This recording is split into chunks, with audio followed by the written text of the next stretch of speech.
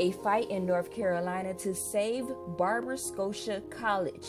The 156-year-old HBCU working to regain its accreditation after losing it nearly 20 years ago. And last semester, it only graduated 4 students. Now the college is going through a rebirth with a new president at helm. I get an opportunity to bring all of that leadership experience to the role of president of a historically Black college, and so it's humbling. Let me first say that, because when you think about what our colleges stand for and what they've meant to our culture and to our community, and so to have the honor, and I call it an honor every single day, to be able to be in a position to save a college. I know that my steps have been ordered for a time such as this. I'm Amy the 7th with a message. In its all relevant knowledge, intelligence, beauty, elegance, wisdom in a prism. Free your brain from the prison. Be kind, be significant. Time to listen in. Be kind, be significant. Live magnificent. It's time to listen in. Be kind, be significant. Time to listen in.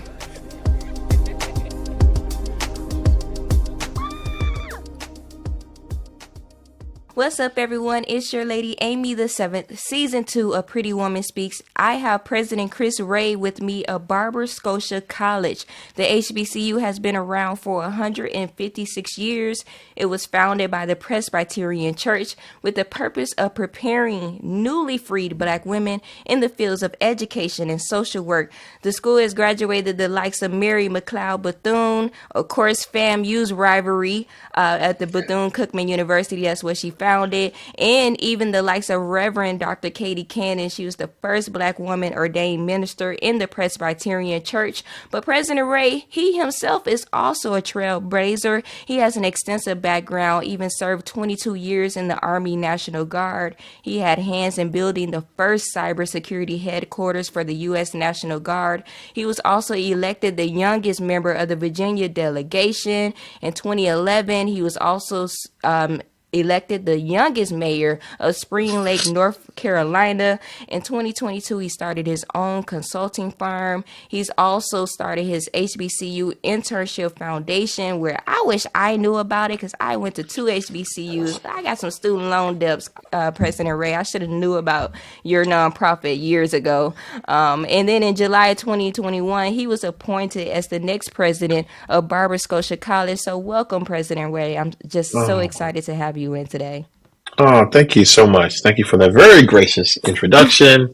Thank you. Thank you for having me on the show, and excited, to be here to share some knowledge about Barber-Scotia College. Yeah, I'm excited to have you in as well. A bit of background about Barber-Scotia. Of course, it was founded in 1867, and then it became a co-ed for both men and women in 1954. The school hit some stumbling blocks in 2004 where it lost its accreditation, which means that students just simply became ineligible for federal aid. And it just was a domino effect with students dropping out, employees being laid off. Well, over the years, there have been strides to get the school back up and running. In 2017, the Concord City Council created a task force for Barber-Scotia. But that all ended in March of this year. City Council members claimed school officials were not cooperating with the revitalization process. Former student Erin Rochelle told us she would love to see the school thriving again, but she has doubts. It will probably take celebrity status to get that school back up and going. I mean, unfortunately, I just do not see that happening. And now President Rey is here with the task of bringing back Barber-Scotia and reimagining a new Barber-Scotia. And I'm here today to just have a conversation of what does that look like and why now, and why do you feel like, let's just start here, Chris Rey, President Rey, why do you feel like you are the person that can undertake such big goals and tasks of saving a historically Black college and university?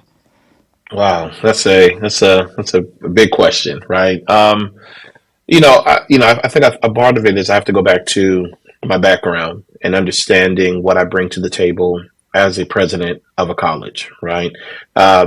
as you mentioned, 22 years in the United States Army. 7 of it was active duty. The other part of it was the rest remaining of it was in the National Guard. And so, and as so being an officer in the military, gave me access to what we call the MDMP process, the military decision making process. So you've been focused with an issue. What are the courses of action in order for you to get to the objective, whatever the mission is, right? And so you think about, for 22 years, that has been ingrained inside of me. On top of that, I'm legally trained. I went to William and Mary School of Law, had an opportunity to sit with some of the most unbelievable professors that prepared me to look at the world from a very analytical standpoint. Then I'm a lover of policy and politics, right? Understanding that the power always belongs to the people, but how do you have good people that are in the pipeline that allows for you the ability to develop the right policies that are going to impact their life. So not only did I have an opportunity to sit on the Virginia, the Electoral College for the state of Virginia, for the Commonwealth of Virginia, but I also had an opportunity to serve as a 3-term mayor of a city, and just being engaged in that level. So when you become a president of a college, oh yeah, and by the way, I was the executive director of a nonprofit organization. I was in corporate America for a little bit as an executive, and I also serve as the international president of Phi Beta Sigma Fraternity Incorporated, which is a multi-million-dollar global nonprofit organization with 600 chapters around the world, thousands of members, and so I get an opportunity to bring all of that leadership experience to the role of president of a historically Black college. And so it's humbling. Let me first say that, because when you think about what our colleges stand for, and what they've meant to our culture and to our community, and so to have the honor, and I call it an honor every single day, to be able to be in a position to save a college. I know that my steps have been ordered for a time such as this. So it's a purpose behind Oh, yeah. the initiative of saving an HBCU. How was this purpose even born? I mean, this is such a major feat to have a purpose of saving a school that's been around 156 years. Like, how do we even get to this type of purpose in the first place? Yeah. Well, I think that people walk into their, depending on if you're a believer or not, right? I'm a believer, right? And I believe that everything that I have done to this moment has prepared me for this moment. Now sometimes when you're in the midst of a storm, or you're in the midst of certain stages of your life, you always wonder, like, man, what am I doing? Is this what I'm supposed to be doing? I don't know. I mean, am I supposed to be a mayor? Am I supposed to be a lawyer? Am I, supposed to be in the military? So, I mean, at every stage of my life, I questioned, those times that I was in. But then you get to a moment like this, and then you look back and you say, okay, wow, all of those things prepared me for the day-to-day back and forth that happens with running a college, right? Running a college is like running a city. You have all these different dynamics. You got to manage people, you got to manage resources, so forth and so on. But for me, I think the greater calling around it is that I recognize that in the generation of my culture, I am one of the best of my generation. And I say that not with, with pride, or boastfulness.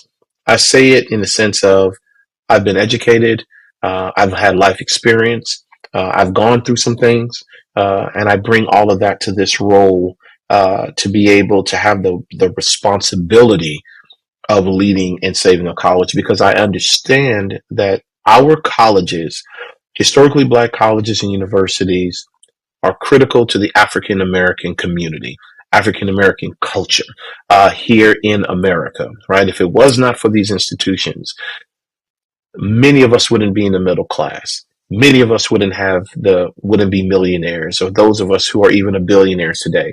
They can thank historically Black colleges for that. So for those of us who didn't have the privilege who didn't have the ability to go to a HBCU, because a lot of us went to predominantly white institutions. You're going to a predominantly white institution because of a historically black college, right? And so I count, and even today in 2023, when there are still people who wake up in this country, in America, who has a problem with the color of my skin, right? And they feel that they are more superior than me because of the color of my skin. I still need a safe haven that needs to be created for our people to make sure that we teach and preserve our history and our culture as a people, especially when you have lawmakers who are trying to diminish what our history is and what our contributions to this country is and the contributions to the world.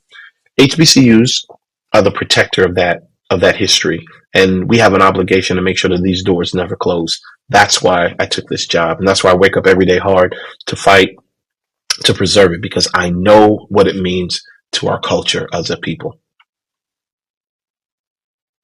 I would definitely say that, just to follow up, piggyback on what you're saying, HBCUs definitely saved my life. I went to two of them, University of Arkansas and Pine Bluff, and then I graduated. And I graduated at Florida A&M. And both times, each of those schools helped not only gave me a purpose and a direction in life, but it helped formalize my identity, because this was the only time that I was going to be, as my professor would tell me, a utopia, he would call it, because this would be the only time in my life that I would have this many educated, like-minded people that look like me in one area. And I really didn't know just how powerful that would be for me as I go off into the world, because oftentimes now in my career as a TV executive, I am the only person that looks like me that's at the table. And so this having the ability to sit with people that look like me, that were on the same trajectory as me, has gave me the internalized confidence to continue out in the world and to network and to make deals with people who don't look like me in order Right. to move the post forward. So I will definitely say that what you said about HBCUs, if you have not went to one, I'm sorry y'all missed out. I just have to put that out there. I'm definitely gonna be biased on that. But President Rey, as you continue with your journey and with your efforts and wanting to save the HBCU, I really want to know, what does that look like? Because the school is marred with a lot of debt. The school is marred with things that wouldn't be conducive in moving the school forward. I even heard some students in some interviews say that the only way to save this school is for celebrities to get behind it. What do you say to that? Yeah. So, I made a statement to the alumni when we came back to our homecoming weekend, which was one of the largest homecomings we've had in a long time. And I told them, no one's coming to save us but us. And when I said that, I meant that as it relates to the alumni. Yes, having the resources from celebrities would be nice, but you have to show the celebrities that you are putting in the work so that the money that they would potentially give isn't going down a black hole, period. Right. And so remember what I said earlier, as a military guy, I'm all about building blocks. The first building block in this process is stabilization. How do I stabilize the institution, and making sure that I begin to imbue confidence in the alumni that, hey, you have a good president that is committed to the institution. You have a president who is absolutely bought in to saving the college. So even though I may not be a Barber-Scotia grad, I love this school. And so I have a responsibility to make sure that I save it for the next generation. So stabilization is important. And then it's about making sure that they have the confidence to continue to give, right? I can't ask a celebrity to give to a Barber-Scotia if the alumni aren't giving to Barber-Scotia, because that means that they don't believe, right? But when we raised $30,000 in 2 days, during homecoming, and that was from the people that were there, right? The ones that came for the weekend, $30,000 in checks. That was the most amazing moment for me, is when I realized they are bought in and they believe in the vision of where we're trying to go.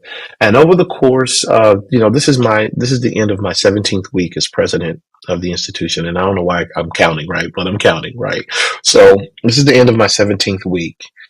We've raised, and, I didn't start the fundraising right away because, I had to first figure out where the bathrooms were here in the buildings, and just figure out things. So I probably started seriously fundraising maybe 4 or 5 weeks after, probably a month after I was here, getting really serious about the fundraising piece. And we've already raised, last year, I'll give you some perspective. Last year, we raised a total of over $190,000 for the college from the alumni, right? So that let me know the alumni, they're about it. They love their college, and they want to make sure that they're serious about keeping the doors open.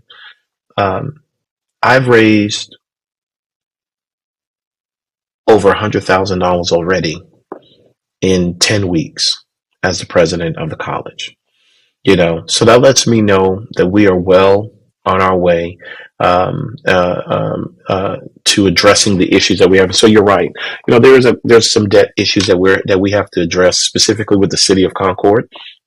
9 years ago, the city tore down some dorms that they did not invoice us on. That cost a little over $385,000 to tear down. And so now they're in a place where they believe that I think they wanted to work with the college over the last 9 years, and maybe that was not they didn't get that reciprocation from the college to really want to work back and forth. So there were some issues on both sides, and I'll just leave it at that. But the city got to a point to where they said, you know what, just run us our money. We're good. Just run us our money. And if you don't run us our money, or if you don't have the money to run us, here goes a list of properties that we will take in lieu of.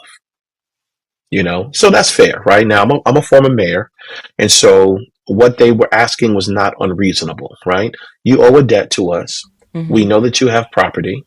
If you don't have the money to pay us, then here goes some property that we will take in lieu of, right? I'm happy to say that Barber-Scotia was able to counter their requests from us.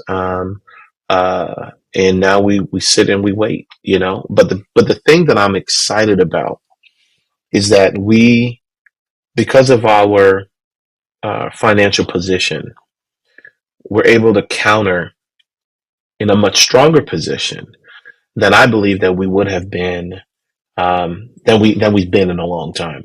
And so as an institution, we are able to give a substantive response counter back instead of something crazy, right?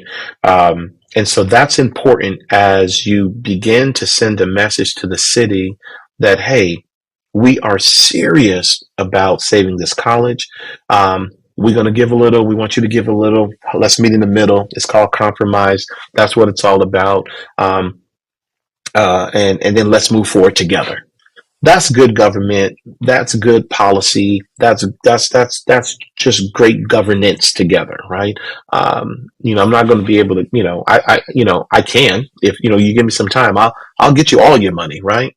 But do we need to really do that? Do we really need, let's work together on compromising somewhere in the middle, and then saying, okay, from now moving forward, let's work together on some economic opportunities that Barber-Scotia and the city of Concord can do together. Let's close that chapter behind us. We have a president who is willing to work and make it happen. And we have an administration that's willing to work with the city. And so my hope is that we'll get past that. We'll get past that, and then we'll enter into a new era where now all the money that I raise, and my team is raising, can now go back into reinvesting into the college, right? It hurts my heart that half of everything I raise has to go to debt. It hurts my heart, right? And when you think about all of us in our own personal affairs, right? I want my money to go to me enjoying myself, not having to go pay credit card or student loan debt, or all of that. So I want to get to a place to everything that we raise goes back into reinvesting into the college. And so that's updating the dorms, fixing all of the things that we need to get fixed as we prepare to welcome students back on the campus. Whew. Just it's a laundry list. That's what I'm hearing out of Oh yeah. everything. But I really want, before I addressed all the latter things you said, I want to start with homecoming.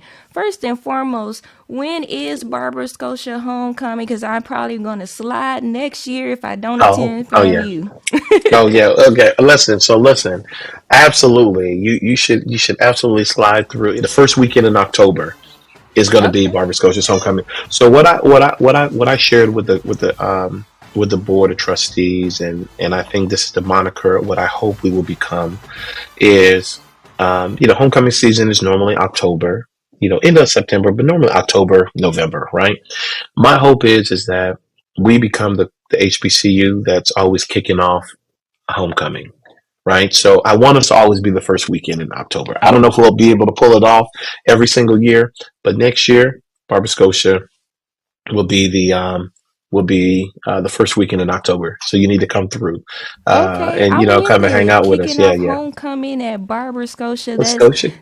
Yeah, exactly. That's Everyone. Yeah, amazing in itself. And I wanted to know, this homecoming that happened this year, is this the largest homecoming the school has seen in yeah, recent years? yeah. From what I was shared with me, right, that it was the largest one that folks had seen in a long time, and um, we were able to, put pictures up on our social media pages that we've begun to, rebrand, um, uh, and you could see from the 4,000, views, which is, I mean, think about it. You have a college that technically has no students having posting videos that's getting 3 to 4,000 views.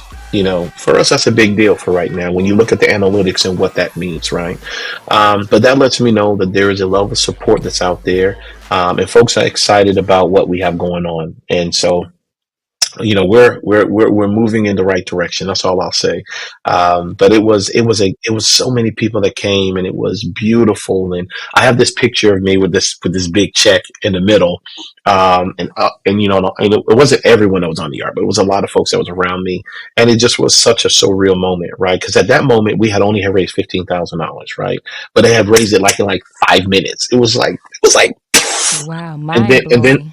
and then the next day, when we had our ecumenical service, at the chapel that Sunday, we raised another 15,000.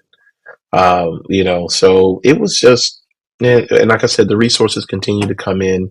Um, I'm getting ready today to, um, uh, the Men of Alpha Phi Alpha Fraternity Incorporated, the international fraternity, today is making a $10,000 contribution to Barber-Scotia College. And so I'm going today with a big check, with the national president, and excited to, announce that later on today. So, just, folks are coming on board slowly but surely. And I think that is what's going to encourage um, a celebrity that may want to say, you know what, let me step up and let me support this college. Because why? Because we have demonstrated that we have a plan, and so therefore I know that the money that I give won't be wasted. I'll name a dorm after the Carters. What's up? I mean, you are actually saying a lot. You can even apply this to real life, that you first have to do the work before others can follow suit. I mean, you cannot ask for more.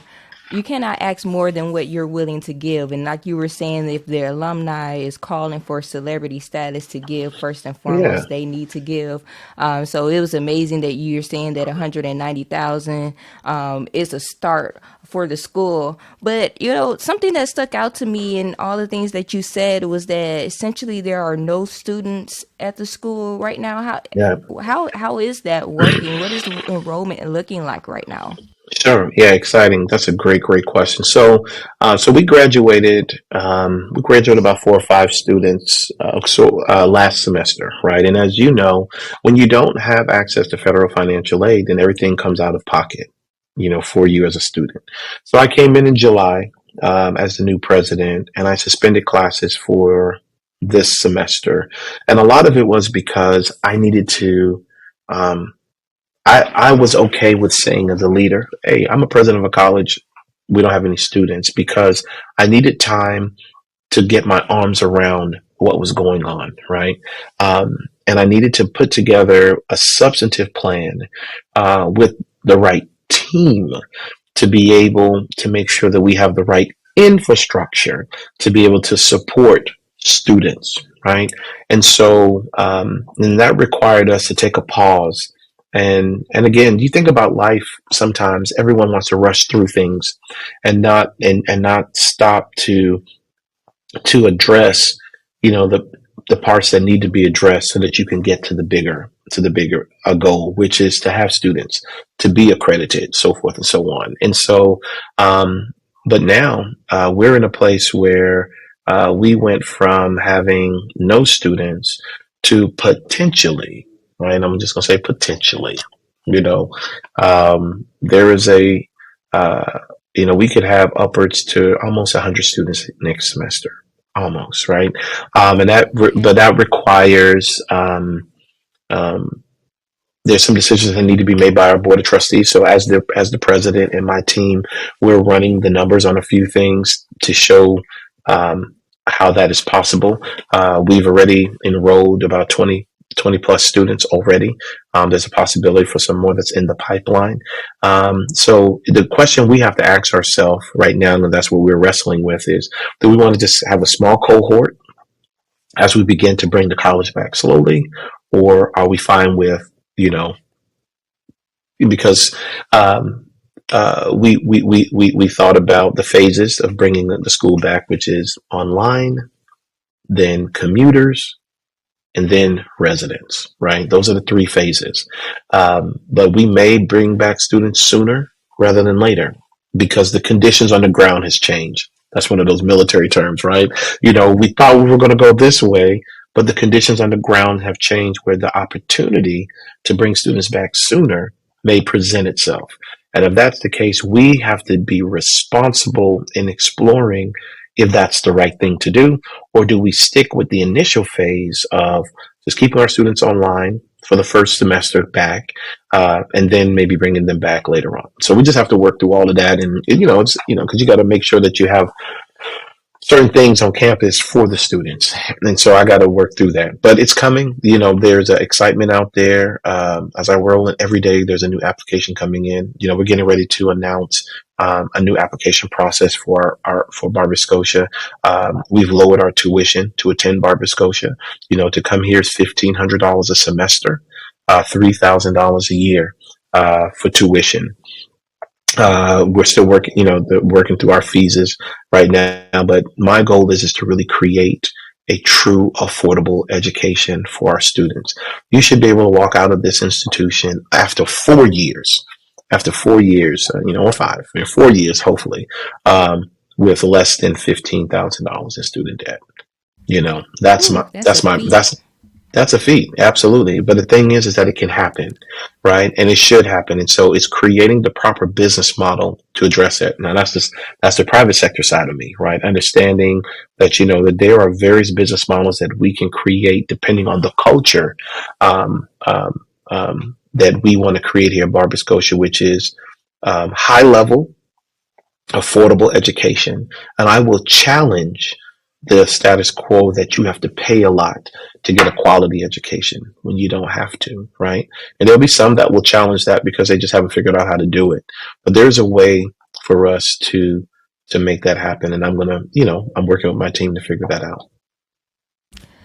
Well, one thing I can say as a leader, and I appreciate you having the foresight and just humbleness enough to say that I need to take a step back and review and revisit the school, and even admitting that this may mean shuttering our doors for a period of time in order to get ahead of those things. And I think when you look at the landscape of a lot of our leaders, we don't have enough leaders that admit that, hey, this is the problem.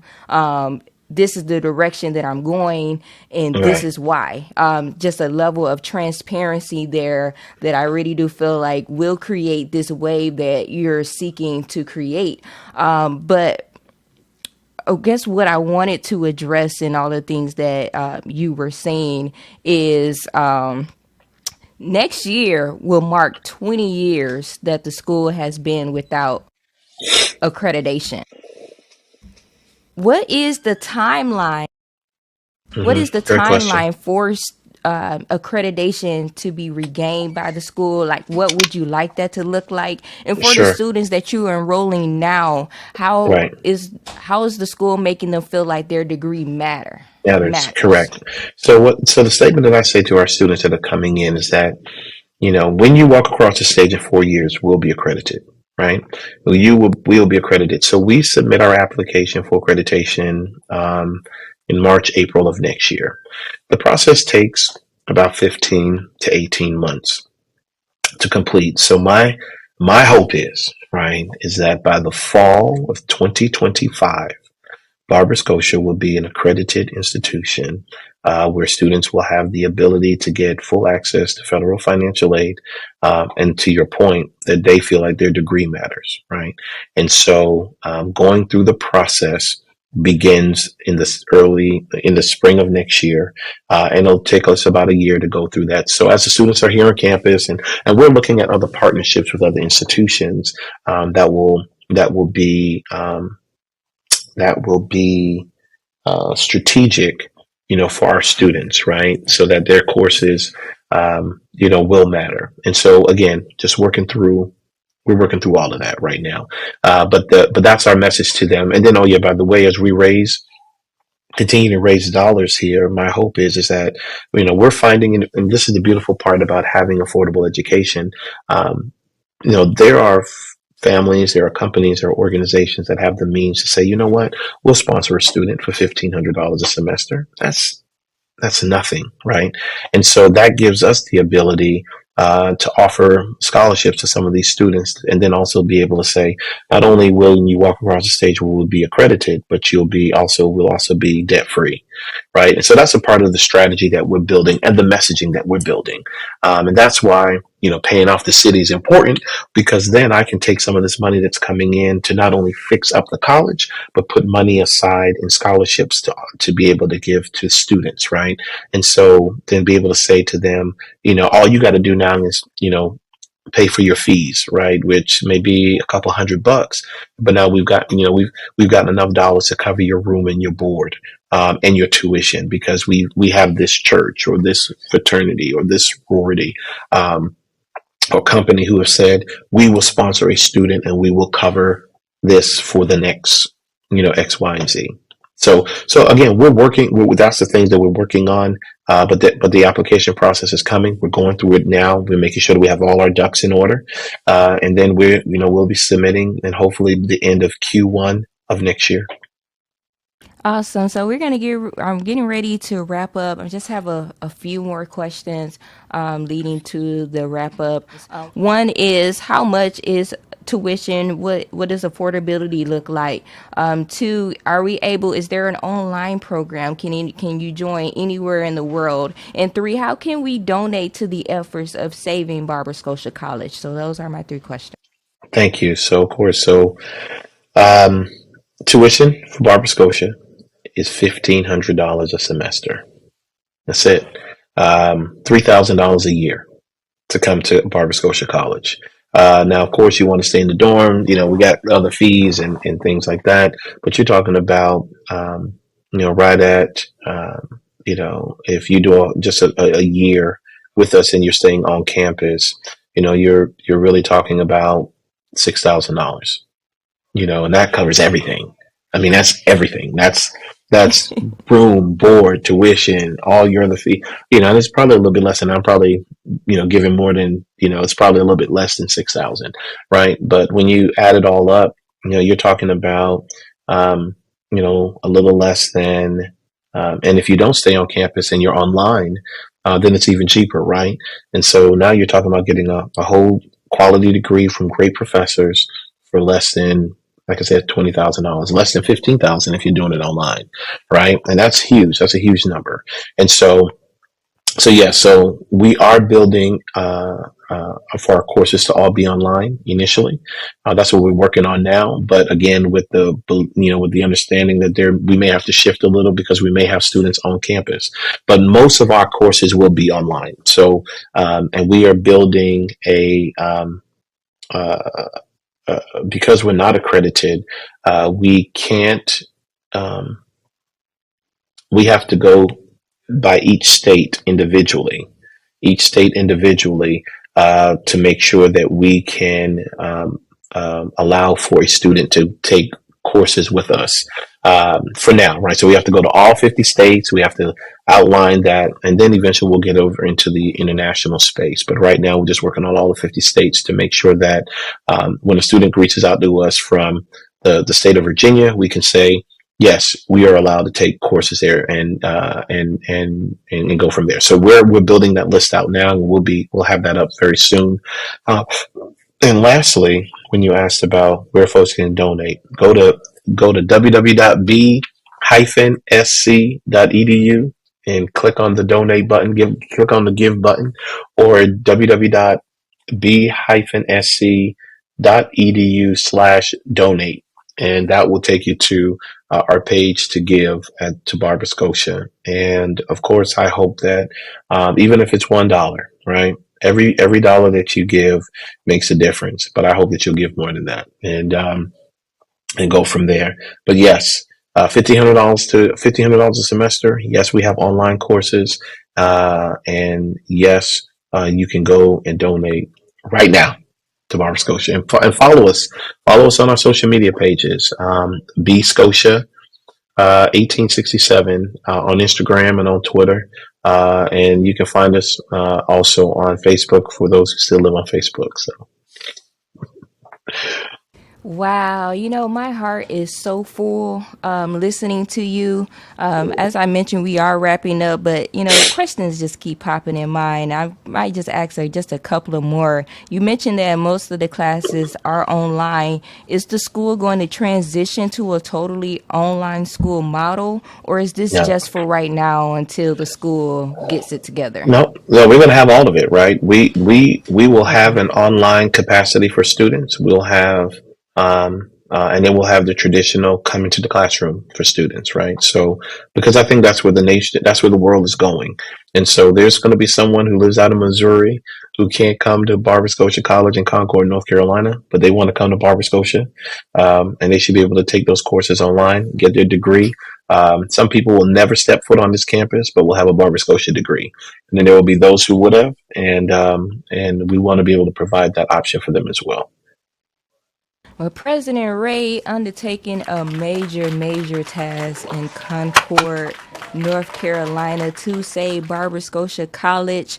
Right now, there are just 107 HBCUs, and he is in the race to save one of the 107 HBCUs that we have left. I didn't really mention his background, but it's amazing. He comes from the U.S. Virgin Islands, even raised by his grandparents, his great-grandmother and his grandmother. And then you see him today, it's just a testament that, hey, if there's a will, there's a way. It really doesn't matter what your background is, how you were raised or where you were raised. If there is a song in your heart, get out there and sing it. And President Rey is an example of that.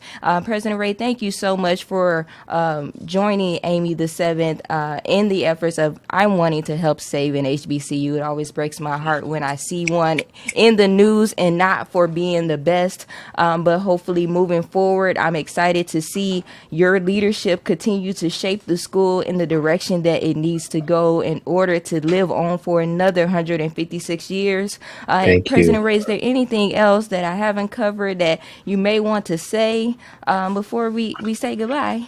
Listen, I just want to say to you, thank you for using your platform to elevate and, elevate this story, but also continuing to make sure that HBCUs are out there and that our voices are heard and why we're important. So just want to say thank you to you. Thank you for what you're doing for being part of the culture and making sure that, what we have is preserved. So wishing you much blessings on your journey of life and just knowing that, hey, take your pauses when you need to, lay your strategy when you need to, and then you go after it, and For that's how we sure, do for it. sure.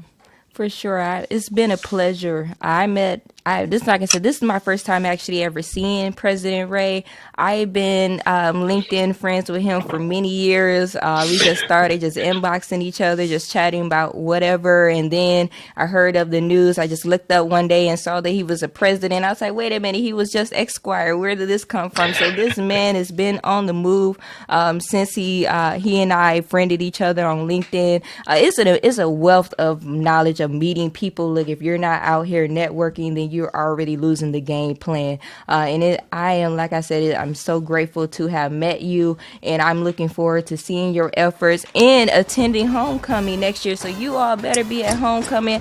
It's kicking off. HBCU homecomings are kicking off at Barber-Scotia next October. So we're going to save the date. Again, this is Amy the 7th with another episode of Pretty Woman Speaks, and I have the president of Barber-Scotia College, President Rey, here, and he went through all the efforts of how to save HBCU. This episode airs each and every Monday night at 7 p.m. For links to where you can find all of my streaming platforms, visit tayharborstudios.com/Amy the 7th. Peace and love, everyone. To know your dreams can exist. So listen to this. I'm Amy the 7th with a message